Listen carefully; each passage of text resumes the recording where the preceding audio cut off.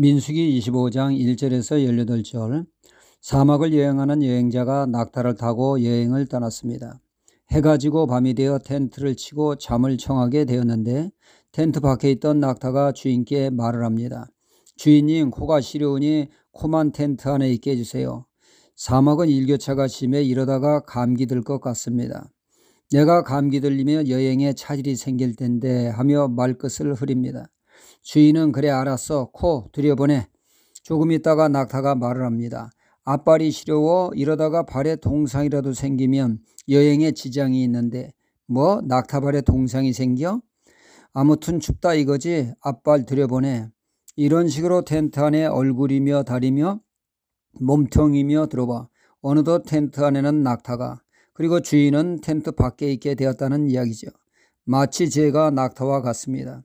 코로부터 시작을 해서 앞다리 몸통이 텐트 안에 들어오듯이 제가 그렇습니다. 죄는 아무리 작다고 해도 무시할 수 없는 것은 죄는 자라고 성장하고 발전하기 때문입니다. 야고보서 1장 15절에 말씀을 하죠. 욕심이 잉태한 즉 죄를 낳고 죄가 장성하여 사망을 낳느니라. 죄는 반드시 성장하고 커지지만 그 결과는 사망으로 치닫게 한다는 것입니다. 그러기에 아무리 작은 죄라도 우습게 보면 안 됩니다. 작은 쥐구멍이 거대한 댐을 붕괴시키는 당초가 될 수가 있습니다. 다윗을 보면은 다윗이 유부녀 바세바를 범하는 성범죄를 저지르게 됩니다. 그 여인이 덜커덕 임신을 하자 이를 감추기 위해 시도하고 극기하는 남편을 교묘히 죽게 하는 살인죄로 비화되지 않습니까? 오늘 말씀도 이를 말씀하고 있습니다.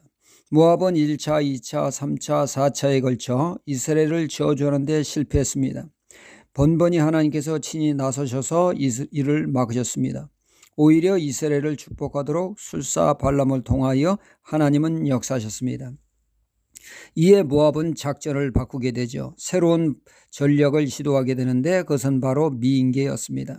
이스라엘 남성들을 미인계로 유혹하여 성범죄를 짓게 하였습니다. 이 전략은 성공적이었습니다. 미인계에 말려들은 이스라엘은 성범죄와 더불어 우상숭배함으로 육체적인 타락에서 영적인 타락으로 발피하게 되었습니다. 갈수록 죄는 커지고 있는 상황에 거룩하신 하나님은 진노케 되었죠. 이리하여 이스라엘의 생명을 위협하는 전염병이 창궐하게 되었습니다. 이스라엘은 단순한 전염병이 아니라 성적 타락에 대한 하나님의 징계임을 깨닫고 이스라엘은 하나님이 거하시는 처소인 회막문에 모여 울며 회개를 합니다. 울며 회개함에도 전염병은 멈추지를 않았습니다. 이런 엄중한 때에 정신 못 차리고 시무일한 자가 미디안 여자 고스비와 더불어 음행을 하게 되죠.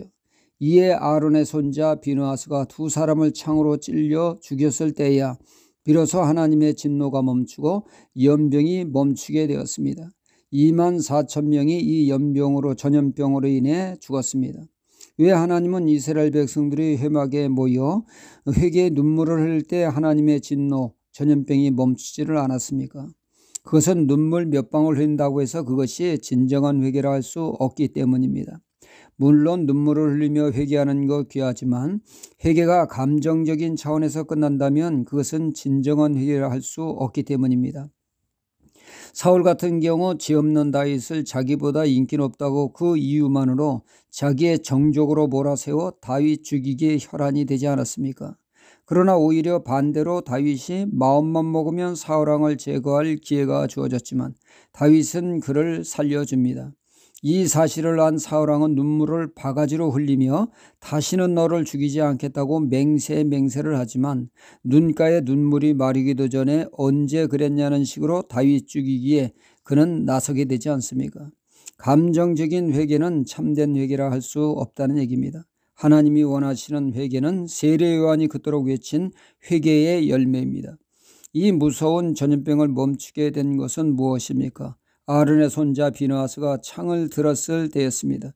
이렇듯 죄를 철저히 죽이고 삶이 돌이키는 것, 바로 이것이 바로 회개의 열매요 하나님이 원하시는 참된 회개가 되어진다는 것이죠.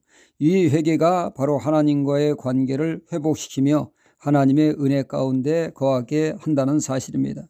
죄는 이렇듯 성범죄에서 우상 숭배로 육적 타락에서 영적 범죄로 무섭게 자라듯이, 그러므로 우리는 죄에 자라기 전에 죄에 대한 경각심을 가지고 죄를 철저히 회개해 잘라내야겠습니다.